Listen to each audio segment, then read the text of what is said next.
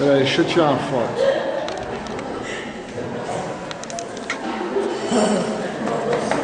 Tá aí. Gente, olha, estudar os atributos de Deus, estudar as qualidades, aquilo que qualifica o nosso Deus, é uma tarefa que não é só usar uma palavra difícil, uma elucubração mental, não é só exercício mental.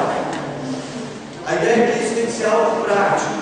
Sabendo quem é Deus, você vai se relacionar melhor com Ele. Às vezes a gente não tem ideia do que fazer em determinados momentos, de como lidar com Deus. Às vezes Deus é um estranho para nós. Por exemplo, na hora em que eu faço alguma coisa que desagrada a Deus, o que eu tenho que fazer? Esconder? Eu tenho que confessar e ficar parado para ver se o raio vai cair na minha cabeça? Como é que eu tenho que agir? Então eu preciso conhecer Deus. E não há como conhecer Deus sem buscar na fonte, porque de Deus nós não aprendemos apenas a partir do que achamos. Podemos dizer que essa questão da relação com Deus, quase todo mundo é especialista, que todo mundo acha que sabe tudo. Onde a gente vai aprender a respeito de Deus com segurança? Na palavra de Deus. Muito obrigado. Deus já vai dar um galardão para você. Então eu quero hoje começar um estudo a partir dos atributos incomunicáveis.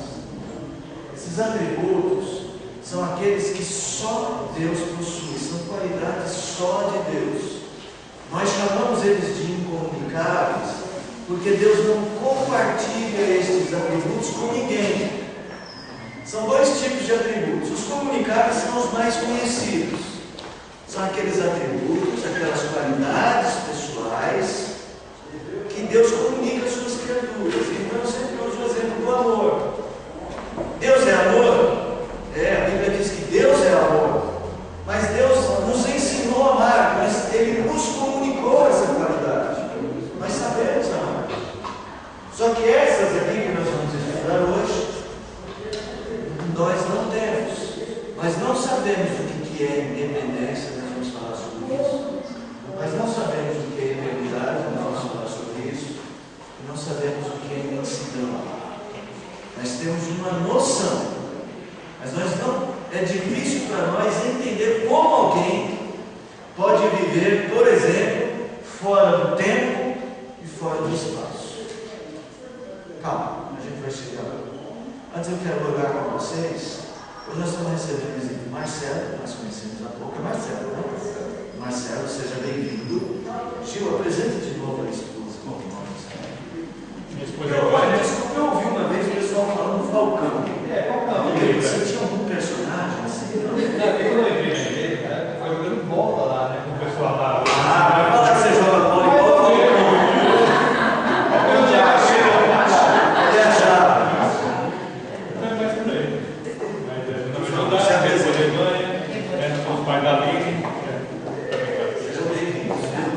Deus abençoe. Você prefere Gil?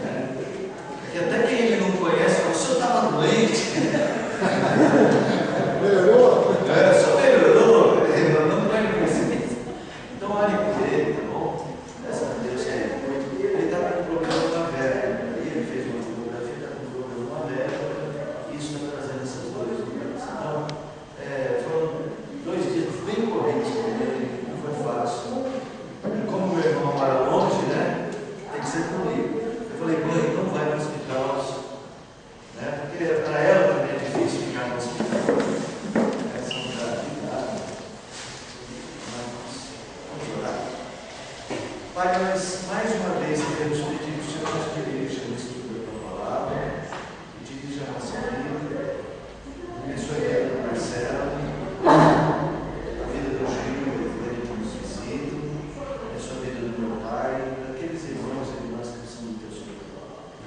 Guarda-nos no meditar as coisas de ti, do Senhor, em nome de Jesus. Amém. Abra a sua Bíblia, se você puder, se estiver ao lado de alguém que não está hoje na Bíblia, compartilhe. Lá em Isaías 40, alguém lê para nós o versículo 18. Ô, Marcão, vai organizar, Marcão.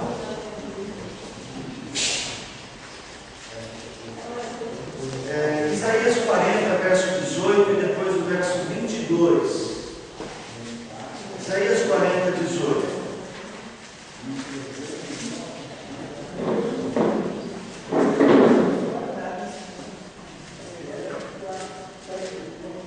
Com quem comparareis a Deus? Ou que coisa semelhante confrontareis com Ele? Com quem comparareis a Deus?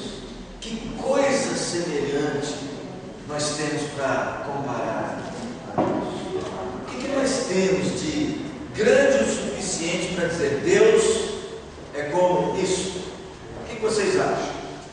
Algo que seja grande o suficiente para comparar com Deus? Algum animal nós podemos comparar com Deus? Ou algo que seja forte o suficiente para dizer isso dá para comparar com Deus? Será que o mar é um elemento que eu posso comparar com Deus?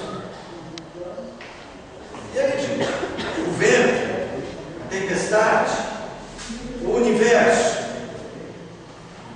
Na verdade, quando a gente fala de Deus, a gente fala de um ser grande, imenso, infinito. Só que até as palavras que a gente usa para definir Deus, elas não são próprias. Porque quando eu digo que Deus é grande, eu estou dizendo que Ele pode ser enorme, mas estou dizendo que Ele tem um tamanho. E Deus não tem tamanho. Deus não tem começo e não tem fim. Não só no que diz respeito ao tempo. Aliás, as palavras começo e fim não servem para definir Deus, porque elas são palavras temporais, e Deus está acima do tempo. Então, quando o profeta escreve, Deus dá voz ao profeta, e Deus fala: com quem? E aí, o que vocês querem? Querem me comparar com alguma coisa? Escolha. Verso 22. Outra pessoa. Ele é o que está assentado sobre a redondeza da terra, cujos moradores são como gafanhotos. Ele é quem estende os céus como cortinas e os desenrola como tendas para neles habitar. As expressões que ele está usando são expressões assim, que tentam mostrar para nós a superioridade de Deus. Só para vocês terem uma ideia, Deus é como se Ele estivesse fazendo da terra, da redondeza da terra, um banquinho. Puxa, o banquinho do céu. Os moradores da terra, os céus, que a gente vê, que a gente contempla, como uma cortina que Deus enrola. Essas expressões bíblicas a respeito de Deus, elas têm a intenção de nos chamar e meditar sobre a diferença qualitativa, a diferença infinita que há entre nós e Deus. O objetivo da gente estudar essa diferença e essa grandiosidade do nosso Deus é não fazer com que você esteja colocado no seu lugar. Porque nós, seres humanos, nós somos tão arrogantes diante de Deus, que algumas vezes nós achamos que podemos até julgar Deus. Quando você ouve alguém dizendo assim: Deus não me escuta, ou reclamando, Deus não cuidou de mim. Quando alguém fala de Deus e você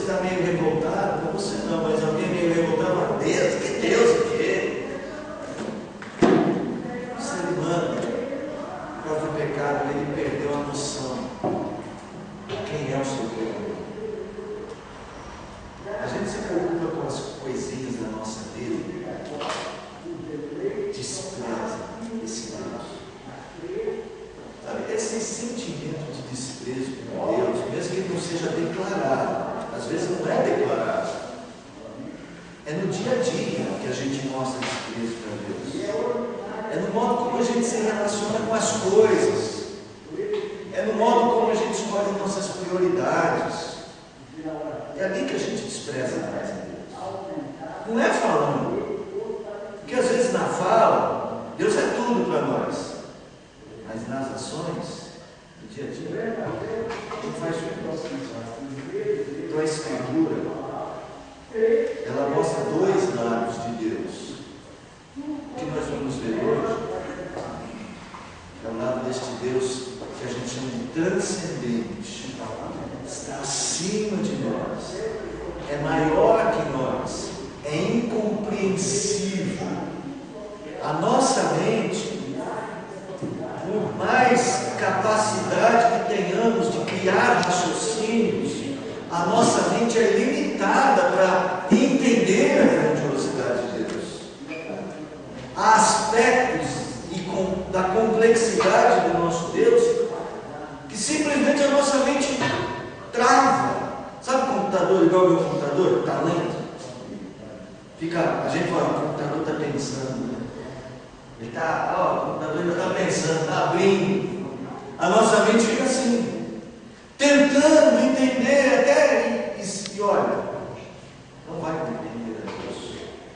Deus é incompreensível.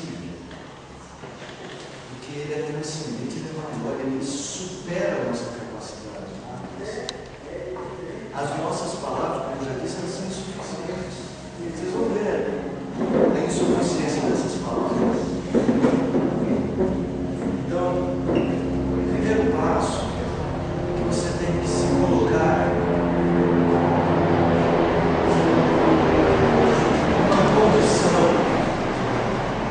uma condição pequena. Aqui está você. E mesmo este gráfico aqui, ele é falho. Este gráfico está superestimando quem é você. Você que está grande demais para poder comparar com você.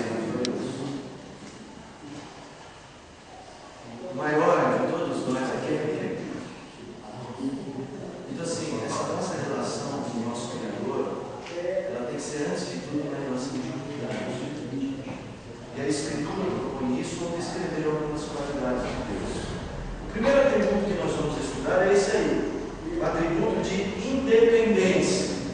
Ou, vamos chamar esse atributo também de atributo de autoexistência. Autoexistência. Quem criou Deus? Quem criou Deus? Quem criou Deus, gente? Então, e aí? Ele já existia. Ele já existia? Mas Ele criou nós. não, é que ele nos criou, tudo bem. Fala. Ele não foi criado. E aí, como é que ele surgiu? Já existia antes da fundação do mundo. Ele existia antes da fundação do mundo. Mas como é que ele surgiu antes da fundação do mundo? Como é que ele apareceu?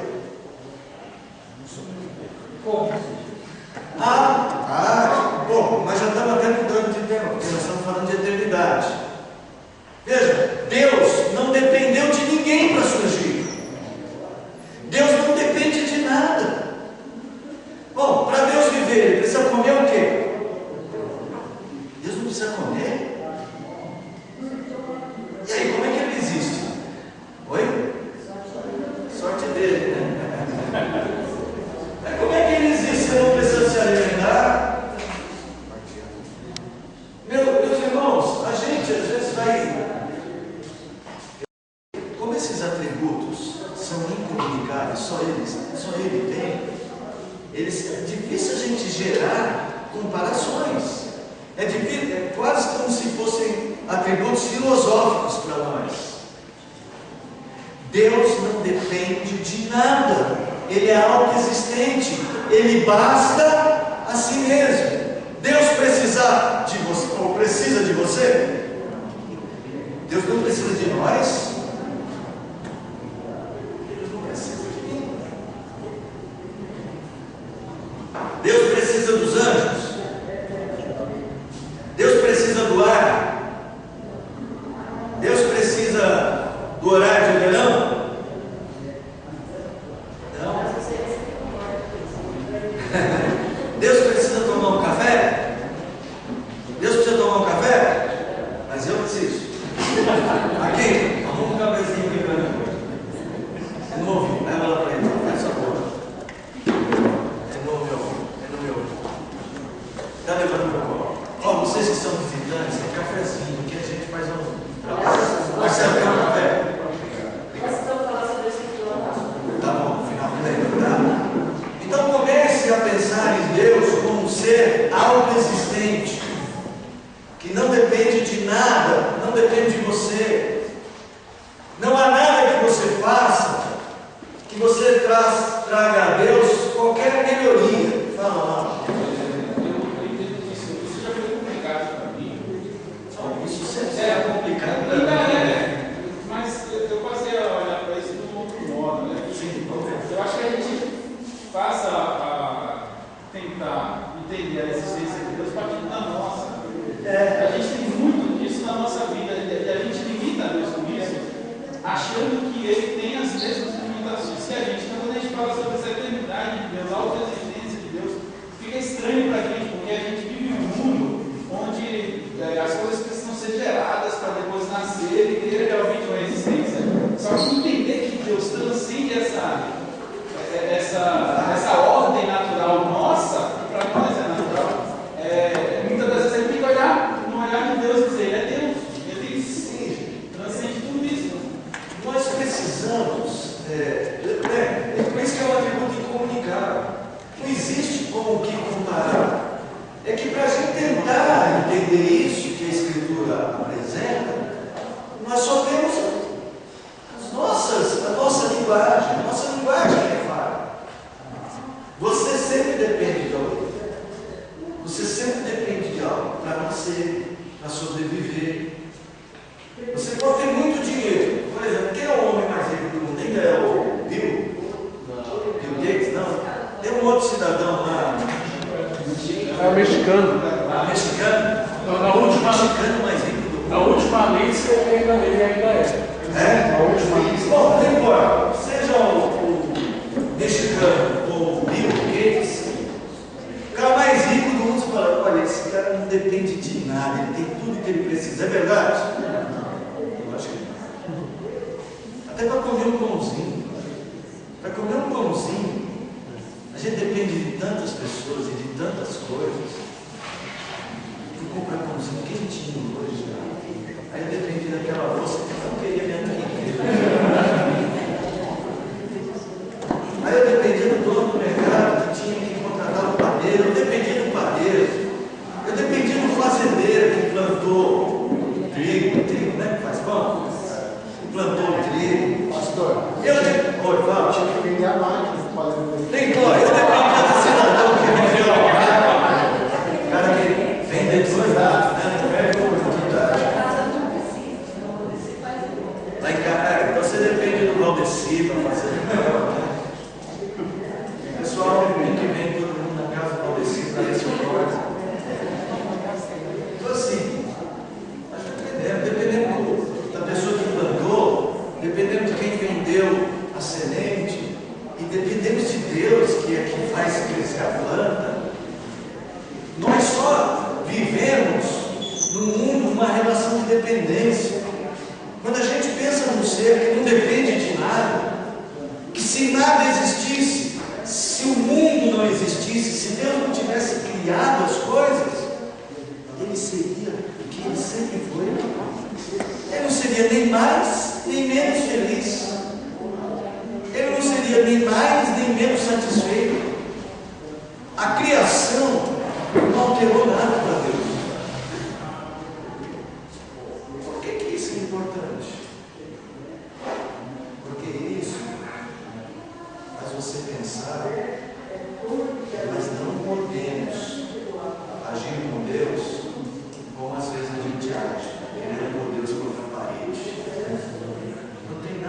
herético que uma oração eu determino que Deus faça. Biblicamente falando, isso é uma situação de falta de conhecimento de Deus. Abre aí a sua Bíblia. João 5, verso de número 26. João 5, 26. Isso nós vamos pedir a uma irmã, mulher que leu. Depois um homem vai ler Atos 17, 24 e 25.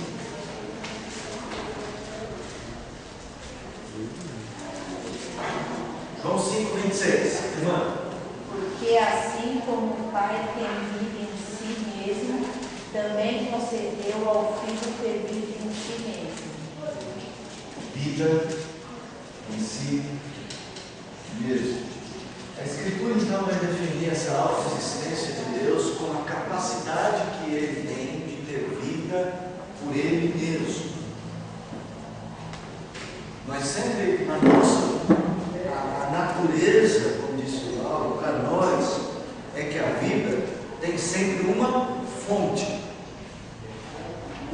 A vida existe a partir de uma fonte. Nós nascemos a partir da concepção, da unidade do nosso pai e da nossa mãe. Mas Deus, Ele tem vida em si mesmo. Ele sempre existiu. E Ele sempre foi o que é. E nada faz Deus ser melhor, nada piora Deus. Ele não depende de nós. Se Deus apagasse do mapa toda a criação, nossa, quer saber, vocês são tão pecadores, faz uma borracha. Desistiu. E ele falava, quer saber, eu vou desistir de tudo, apagar o universo.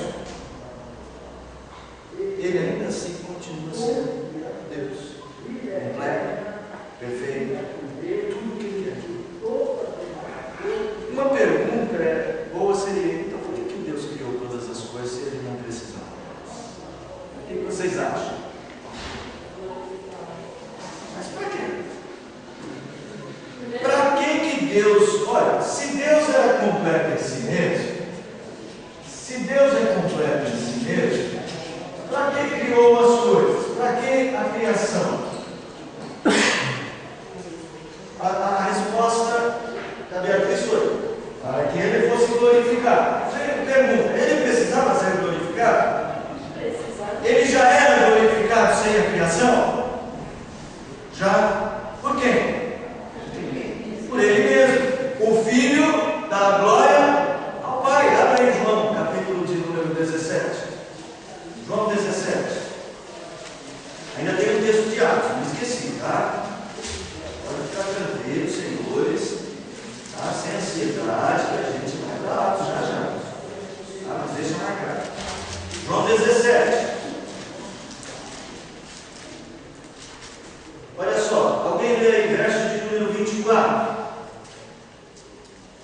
Pai, a minha vontade é que onde eu estou, estejam também comigo os que me deste, para que venha a minha glória, Para que vejam a minha glória que me conferiste, porque me amaste antes da fundação do mundo. a glória que Ele tem, que conferiu também ao Filho, já existia antes da fundação do mundo. O Pai glorificava o Filho glorificava o Pai. Tudo bem, Beatriz, você está errado. Não está errado.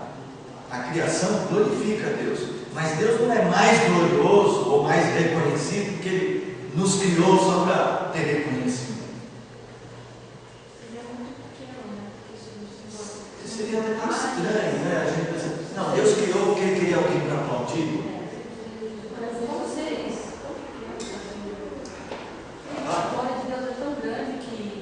Não, tudo bem, mas mesmo assim, mesmo nós sendo pequenos, glorificando a Deus, Ele tem prazer que a gente glorifique. Mas por que Deus tem prazer que glorifiquemos? A pergunta que nos complica, porque dá a impressão que, quando a gente olha isso, do ponto de vista assim, de que Deus nos criou para a sua glória, a gente fica com a impressão de que Deus nos criou para aplaudi-lo. Eu estou precisando de alguém para me aplaudir.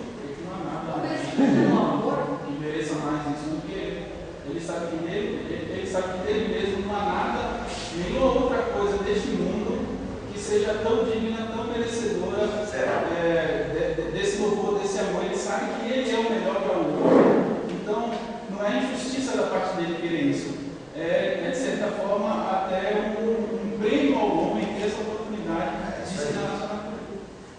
Na verdade, sim, quando Deus nos cria, o maior beneficiário com a criação não é Deus, é a própria criação. Nós vivemos e nos movemos, vamos ver já, diante da coisa mais bela, mais perfeita que existe, que é Deus.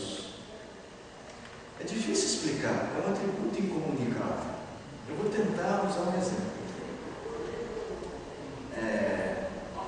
Wilson, você lembra do dia do seu casamento? A casa estava bonita naquele dia? Estava só bonitinha? Coisa mais linda. Coisa mais linda. Não era coisa mais linda.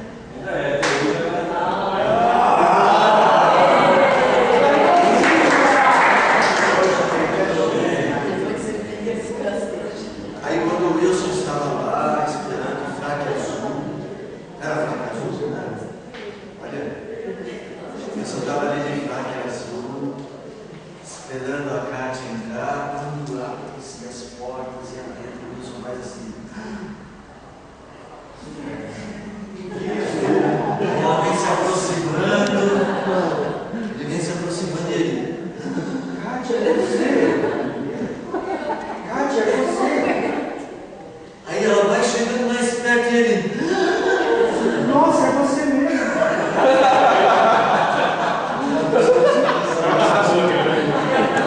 Vocês já viram que a gente, diante de uma coisa bonita, uma coisa bela, a gente tem uma sensação assim de espanto?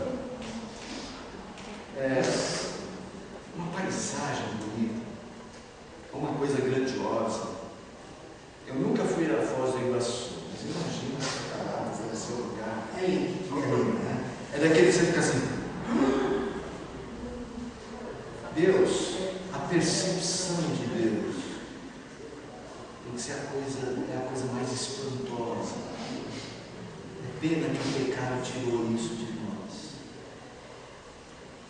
A nossa mente, se fosse realmente reagir à beleza de Deus, ia ficar assim. Se explodir. O grande beneficiário da criação é Deus. Nós damos glória a Deus não é porque Ele exigiu isso, é porque é a única reação possível e é a reação mais feliz para nós descobrir quem é Deus. Quando a Escritura apresenta qualidades de Deus como autoexistência, vida em si mesmo, ela nos conduz a pensar que nós estamos aqui e Deus está aqui. Abra aí em Atos, então, agora, o jovem, né? O homem. Atos 17, 24 e 25.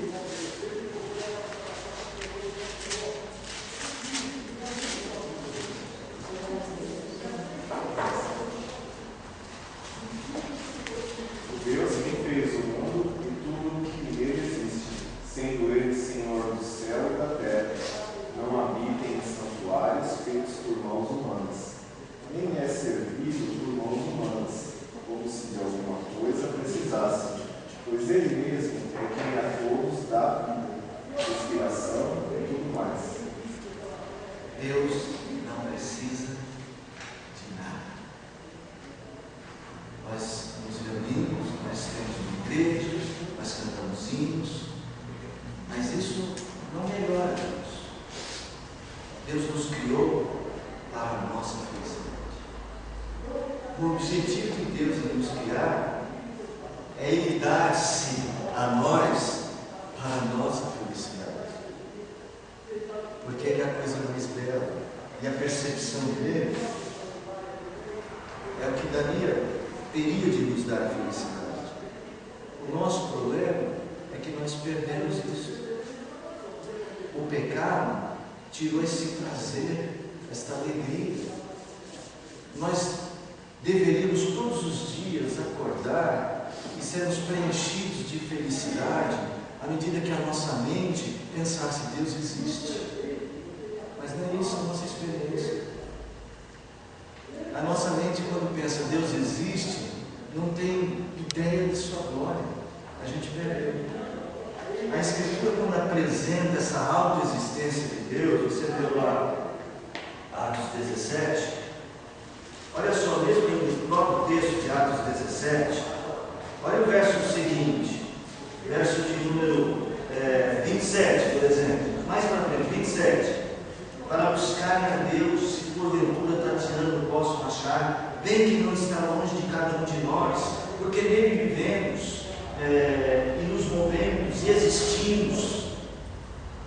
Deus está aqui, não está longe de nós, mas nós perdemos. A gente é capaz de que, porque chutou uma pedra no caminho, com o dedão, perder a felicidade, como se a felicidade tivesse atrelada a isso. Então, assim, essa autoexistência de Deus mostra como Ele é glorioso. Deus nos criou para poder manifestar este amor. Ele manifestava amor pelo Filho. O Filho manifestava amor ao Pai, e o Espírito a ambos, e ambos ao Espírito.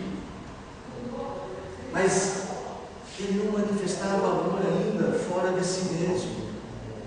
E Ele nos criou para manifestar sua glória fora de si mesmo,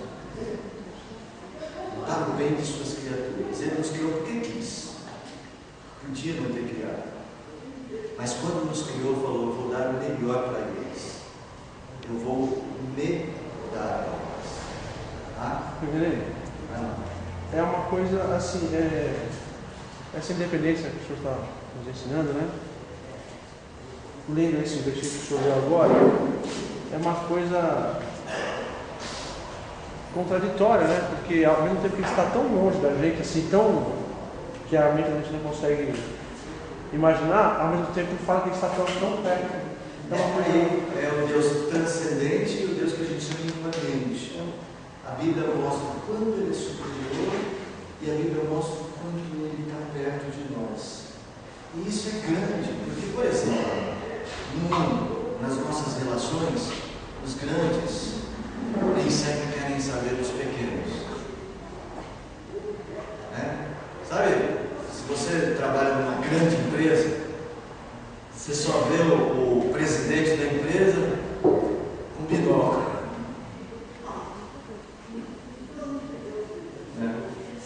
Mas Deus não. O Criador de todas as coisas está perto de você. Isso para mim é a beleza de Deus, é a perfeição de Deus que faz isso. E nós vamos falar da imanência quando falarmos mais dos atributos comunicáveis. Tá? É isso mesmo, não é contraditório, é dela. Ele é totalmente outro, como dizia o filósofo Kierkegaard. Ele é o totalmente outro, tão diferente de nós que nós não podemos entender, mas ao mesmo tempo é o totalmente perto de nós, totalmente próximo, tão próximo que se fez homem. Vocês sabem disso? A independência de Deus é independência em muitos aspectos. 3 exemplos. Deus é independente na sua vontade. Uma pessoa, para ter vontade de alguma coisa, depende de algo. Por exemplo, quem está com vontade de comer macarrão com frango? Tem alguém? Você já veio para cá pensando nisso? Já saiu de casa pensando nisso? Pode deixar essa lição. Hoje é uma cozinha. Olha só. Mas você só tem vontade de comer macarrão com frango por um motivo. Você sabe o que é. Por exemplo, quem está com vontade de comer ramo? Tartaruga. Tartaruga. Tem um prato que chama bororó, professor. Nossa, Você teve vontade de comer tartaruga? Rosana, já teve vontade de comer tartaruga? Não? Você não sabe como é bom. Tartaruga eu nunca comi. Mas não é fritinha no modo convencional, não. É no casco. O que sobra da tartaruga no casco eles viram. Farinha, um pouquinho de sal e Domingo que vem, o almoço. Bororó, pastor. Pior, depois de ver a tartaruga viva. Brincar com ela, trocar uma ideia com ela.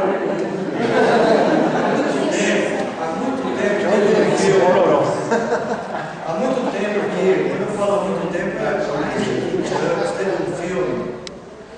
Era um documentário, uma espécie de documentário sobre a Amazônia. Eu não lembro agora se era um holocausto canibal, uma coisa assim. Em que o pessoal matava uma tartaruga. Aí eles pegavam a cabeça da tartaruga morta, cortavam. Aí eles tiravam a parte de baixo do casco, pegavam a cabeça e passavam assim nas vísceras. Quando a cabeça encostava nas vísceras, a boca abria. Desculpa estar falando isso, né?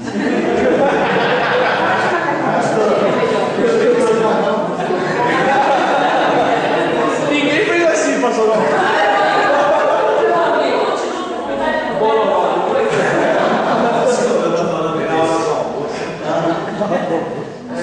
Mas olha só,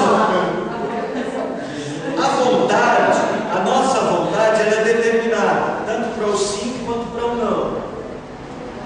Quando alguém falou em macarrão com frango, alguém pensou, opa, é mesmo? Tá boa. Quando alguém falou em rã, alguém falou uma ótimo. Quando alguém falou em tartaruga, alguém já pensou, pô, desse jeito eu não gostaria não. A nossa vontade é determinada de Deus, não.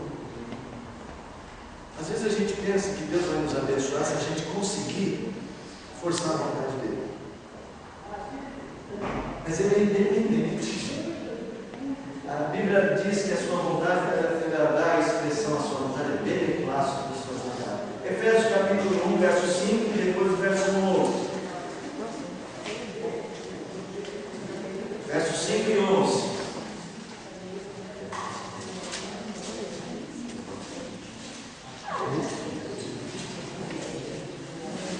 Predestinou para ele, para a adoção de filhos, por meio de Jesus Cristo, segundo o beneplácito da sua vontade. Agora o 11. Pode ver mais o 11.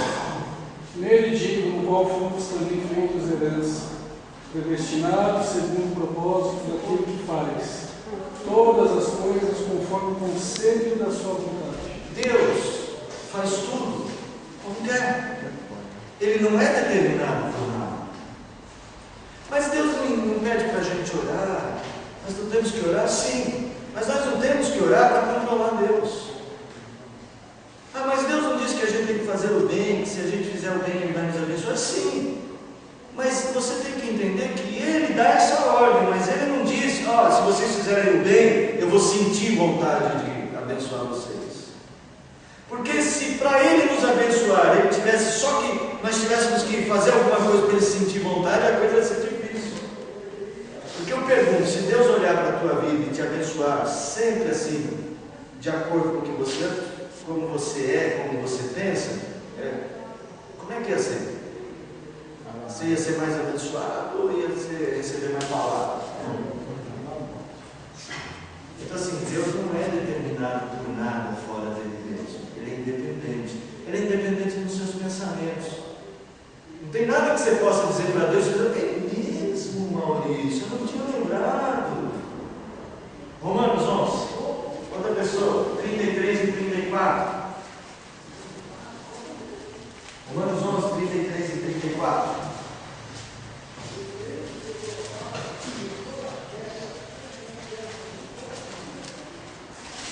A oportunidade da riqueza, tanto da sabedoria como do conhecimento de Deus. Como insondáveis são os seus juízos e como inescrutáveis os seus caminhos. Quem, pois, conheceu a mente do Senhor? Ou quem foi o seu conselheiro? Quem é que pode dar algum conselho para Deus? Senhor, eu acho que o melhor jeito de fazer isso é assim. Às vezes a gente é bem ousado, a gente acha que tem um caminho ainda melhor que o de Deus para nós. Não, Deus depende de você dá ideias para ele.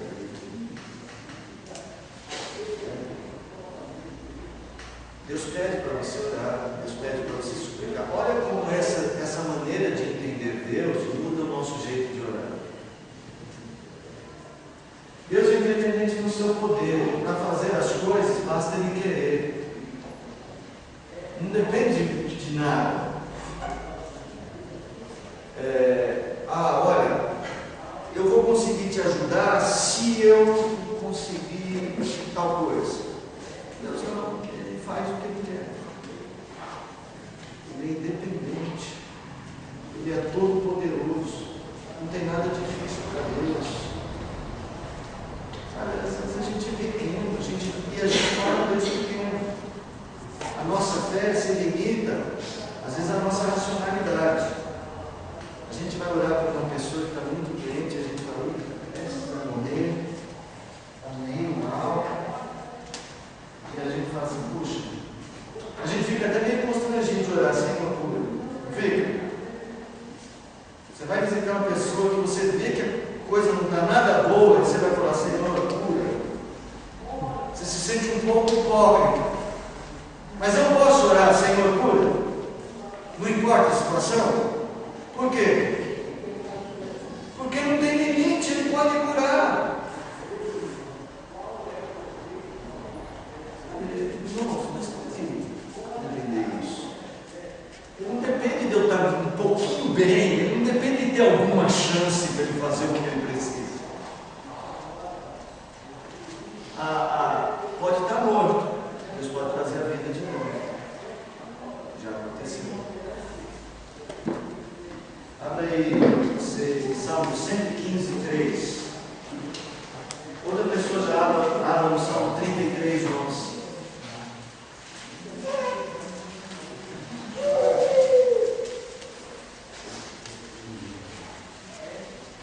Vamos correr, vai. Vamos levar tempo de eu ter tudo.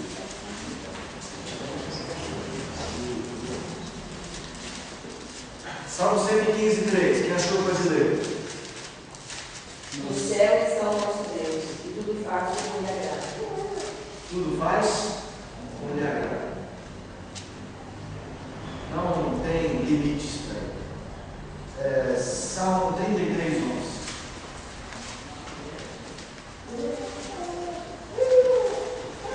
Conselho do Senhor dura para sempre, os desígnios do seu coração por todas as gerações. Aquilo que Ele determinar, aquilo que Ele desejar, Ele faz. Não depende de ter condições para fazer. Ele vai e faz. Ele é o nosso Deus. Não tem nada difícil para Ele. Não tem nada que seja espantoso. Não tem nada que deixe Deus assim meio, que Ele precisa parar uns 2 segundos para pensar sobre como é que eu vou fazer. Ele vai e faz. Ele é independente. Não depende nem de você querer. Sabe aquela coisa que eu ouço muito por aí? Deus não te curou porque você não teve fé. Se Deus depender da minha fé para fazer alguma coisa, não é assim. Eu entendo as pessoas. Eu entendo que as pessoas estão se perguntando, mas por que Deus não fez? E que é difícil a gente ter aquela ideia, aquela resposta e não ver que Ele quis. Não fez porque Ele tem outro plano. Não foi porque eu não dei a fé a nós, Deus, eu não consegui te dar a fé que você precisava. Gente, dizer que Deus precisa da minha fé para fazer alguma coisa é tornar Deus pequeno, menor que eu. Ou porque Deus permitiu. Ou porque Deus permitiu. Não, tudo bem, até dizer que Deus permitiu, que Deus fez, permitiu que aquilo. O que a gente não pode pensar é que, puxa, ele se escapou do controle de Deus. Nunca. Deixa eu problematizar o negócio aí. Fale, meu irmão. Colocando você na minha cadeira. Vai lá. Não sei se esse senso comum aí, que tem que achar fé em nós, para que ela seja feita, considerar aquelas 2 passagens do branco e saco, e porque Jesus não realizou outros milagres mais na sua terra, porque Ele não achou fé ali nas pessoas. Sim, veja. Ele não estava limitado a fazer milagres porque aquele povo tinha fé.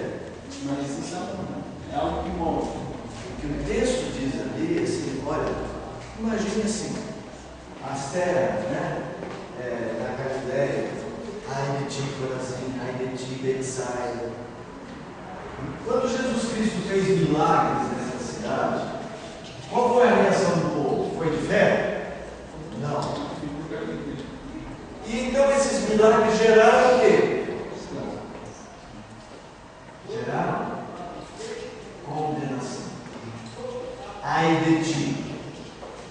Porque se tivesse sido feitos esses milagres lá em Sodoma, eles tinham se convertido.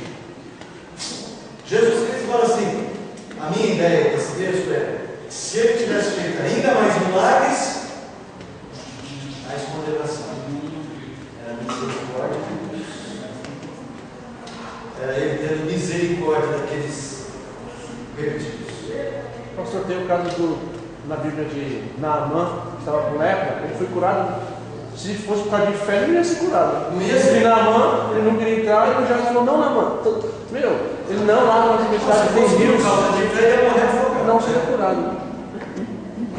Pular esse rio sujo. E ele foi privilegiado. Eu, se tivesse por Naamã, eu falaria, mas se dê contente, porque depois que você pular no rio, eu não pulo lá de jeito nenhum. Não, cheio de lepra, pulou no rio, e Deus o curou. Bom, enfim, Deus não depende de nada nem de ninguém. Vamos falar um pouco sobre eternidade. Vamos tentar juntar essas duas coisas. Eternidade e imensidão. Isso aqui é tempo, isso aqui tem a ver com tempo, isso aqui tem a ver com o espaço. Tudo na nossa vida tem a ver com tempo e espaço. A gente não consegue pensar fora desses dois aspectos da criação. Mas houve um tempo em que o tempo não existia. Na eternidade. Quando Deus criou todas as coisas, Ele criou também o tempo. E houve um tempo em que não havia distância. A gente não consegue imaginar como é que não existe distância. Deus existia onde? Fora do espaço. Não tem distância para Deus. Por isso que a gente chama de imensurável. Né? Incapacidade de estabelecer de tamanho, de mensurar, de medir. Porque Deus está fora desses limites. Fala para mim que vocês não estão entendendo, que eu vou acreditar.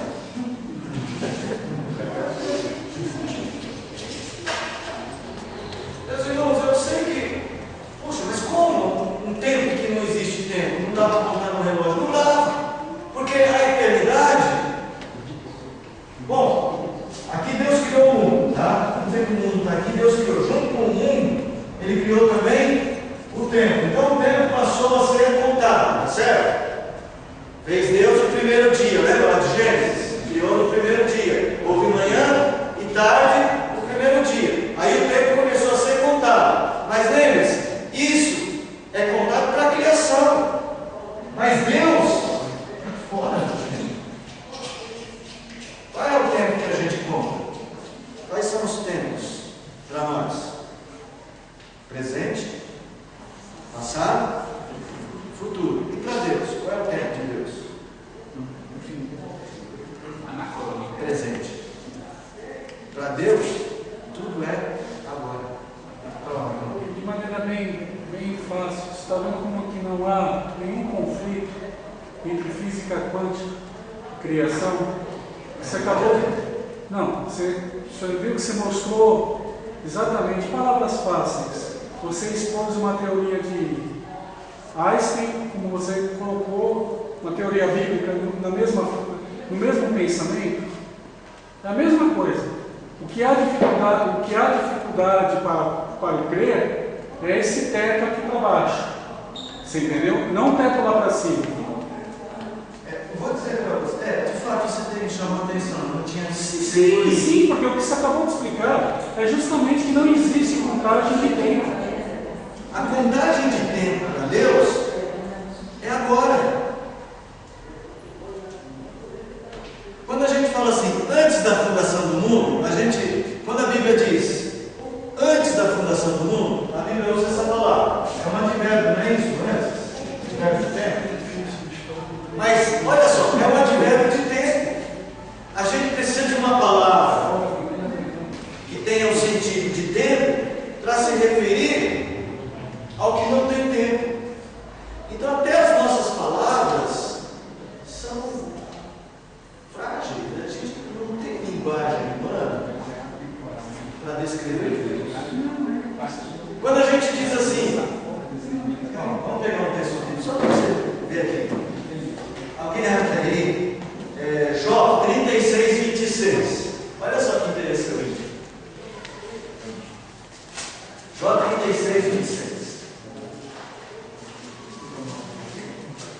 Esse que é Deus grande, não podemos compreender.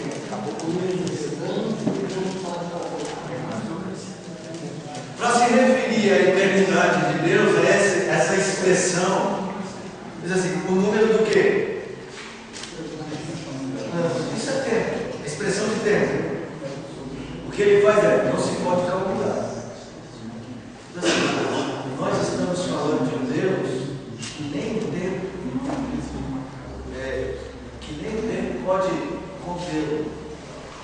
Eu acho que até aí, eu pelo menos não tenho essa dificuldade de saber que Deus não está relacionado ao tempo, ele está fora de tudo aqui, sua grandeza, enfim. Eu acho que a maior dificuldade que o ser humano tem, as pessoas têm, é justamente, talvez não poder vê-lo, ele fica essa limitação. E aí, porque assim, para mim é muito simples isso. Eu não tenho essa dificuldade de saber que Deus é eterno, mas eu acho que talvez a dificuldade maior está em não, às vezes fala assim, a gente não consegue ouvi-lo como ele se manifestava antigamente. Olha só, Silvio, imagine você que aqui no tempo, embaixo do tempo, nós temos passado, presente, futuro. Talvez intelectualmente não seja difícil a gente entender. Não, Deus não tem. Deus só tem presente. Tudo é presente para Deus. Então aqui está a minha vida. Eu tenho 45 anos. Para mim isso aqui é tempo enorme, né?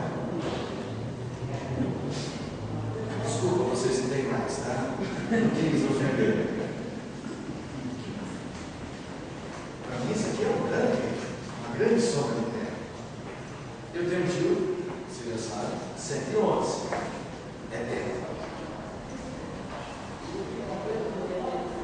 Depende do ponto de vista. Para Deus isso é o quê? Nada. Mas também é tudo. Para Deus, a minha vida de 45 anos aconteceu como se fosse uma única coisa. A existência. É que vocês estão percebendo de quem nós estamos falando? A existência do mundo, para Deus, é assim. Aconteceu. O começo e o fim se uniram. O começo e o fim se uniram para Deus.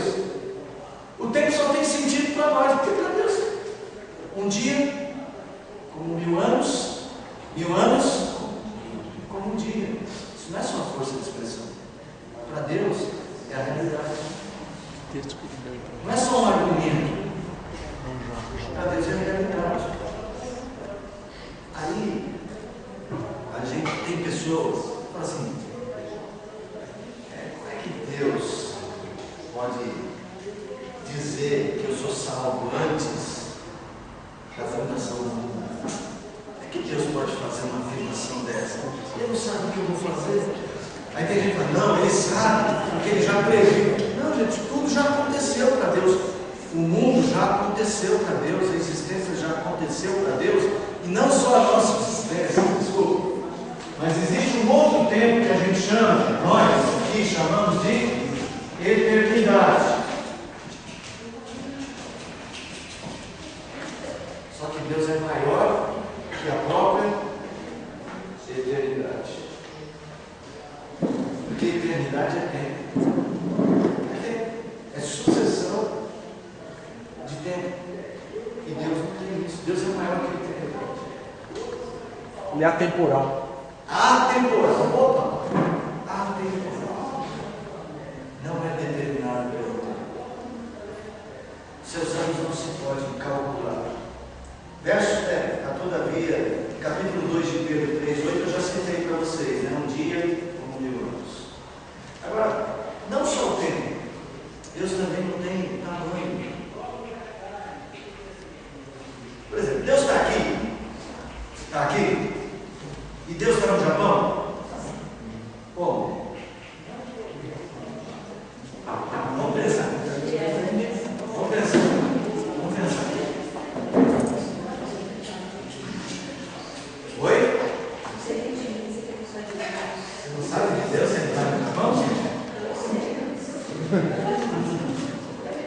Aqui é o mundo.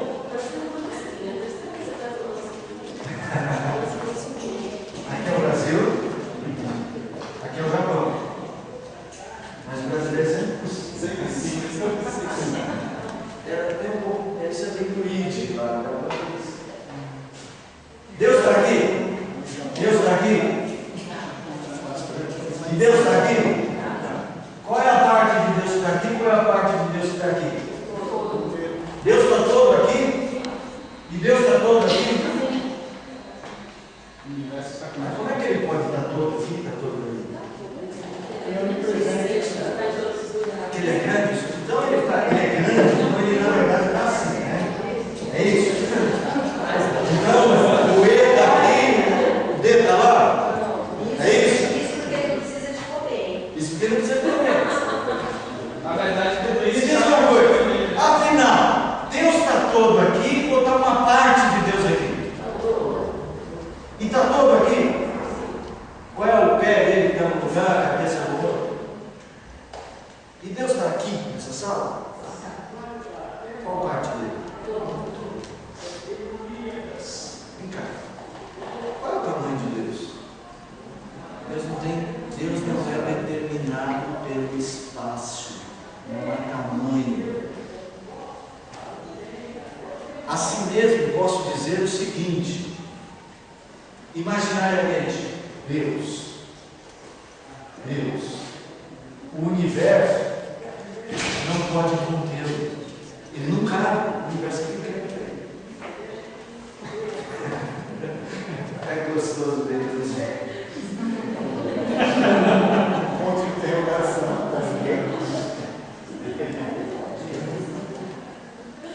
Abra aí 1 de Reis, capítulo 8, verso 27.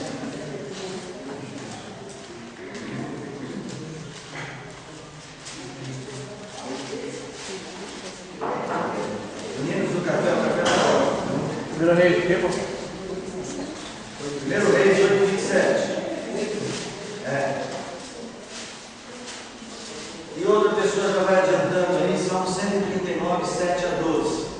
Mas de fato, é que é Deus na terra, eis que os céus e até o céu dos céus não tem poder, não podem conter. Quanto menos está, Esta casa. quanto menos essa casa que eu edifiquei. Sabe? Deus céu, sabe? O universo tem que ver com Deus. Deus é maior que tudo isso. O resultado disso, Salmo 139, é que a gente não pode fugir de Deus. Salmo 139, 7 a 12. Para onde eu sentarei no teu espírito? Para onde fugirei da tua face? Se subo aos céus, lá estás. Se faço minha cama no mais profundo abismo, lá estás também. Se tomo as asas da alvorada e me detendo dos confins dos mares, ainda lá me haverá de guiar a tua mão e a tua destra me susterá.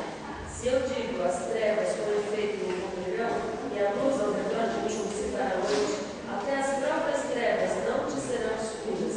As trevas e a luz são a mesma coisa. Não tem como esconder de Deus. Não tem como esconder. Deus, ao mesmo tempo, não cabe no universo e, ao mesmo tempo, diz a palavra, faz morada no meu coração. Ele está dentro do meu ambiente. Ele está todo aqui. Deus não é controlado pelo tempo e pelo espaço. Para mim, para nós, tem o aqui e o lá, né? Para Deus só existe um lugar, o aqui. Tudo é aqui para Deus. Se alguém falar assim, Deus, onde é que o Senhor está? Ele vai dizer assim, eu estou aqui. Ele está sempre aqui. Todos os lugares, Deus está presente. Não existe um lugar no universo que Deus não esteja totalmente, completamente, com todos os seus atributos. Ele está totalmente comigo, está totalmente com você, mas não é que é mais um Deus, igual, no meu tempo de jovem, no meu tempo de Marcão, tinha um programa, um desenho, os impossíveis. Qual é o homem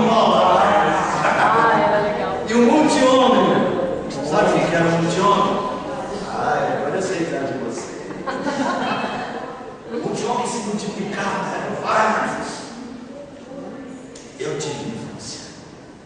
Andei de carrinho de rolemã, andei de peão, joguei bolinha de gude, Subiu no muro, brinquei de salto, subiu em muro, subi em muro, subiu em água. Rodou pneu também?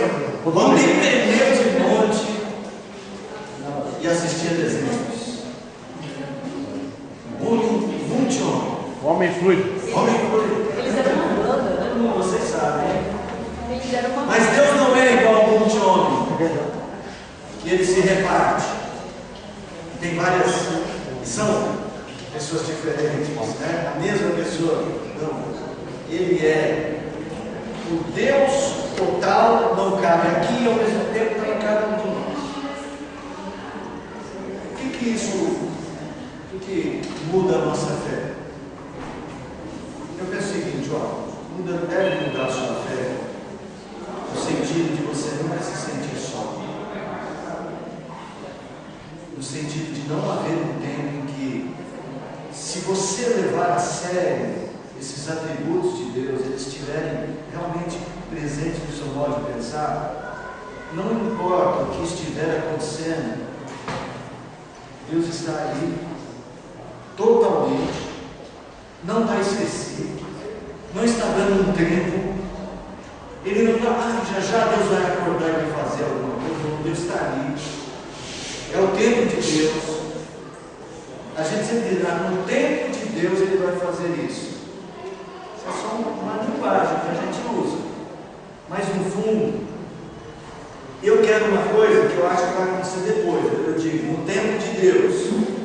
Mas no fundo, o tempo de Deus é agora. Ele já fez. Eu só estou aguardando o meu tempo. Entendeu? Ou seja, nós só estamos aguardando o nosso tempo. Porque o tempo de Deus, Ele já fez.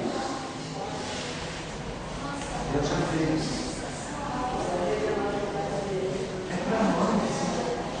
Não é para ele. Ele não está em dúvida do que vai acontecer. Ele já fez. Tudo já aconteceu. A eternidade já aconteceu para Deus. Que coisa. A eternidade. O que é a eternidade para Deus? Agora. Aconteceu a eternidade. O que é isso? O que é a tua vida? Quem somos nós? As expressões bíblicas somos como uma gota, não somos nada. Mas há um detalhe: eu não sou nada. O profeta dizia: eu sou um verme, mas Deus me ama. E Deus está aqui comigo. Então é a beleza dessa grandeza. Deus é o seu amor. É que apesar de ser tão totalmente outro, Ele cuida de mim.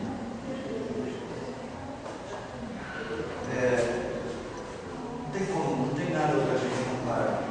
Deixa eu ler um texto para vocês, está em Jeremias 23. Jeremias 23. Acaso sou Deus apenas de perto, diz o Senhor, e não também de longe? Ocultar-se-ia alguém em esconderijos, de modo que eu não vejo, diz o Senhor.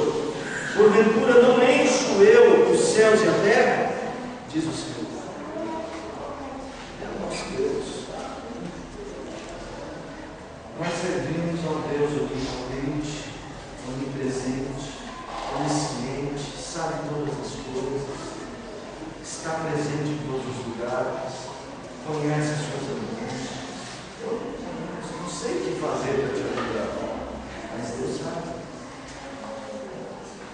Você pode me contar o seu problema. Ontem eu estava olhando de uma pessoa com um problema muito grave para mim, muito grave mesmo.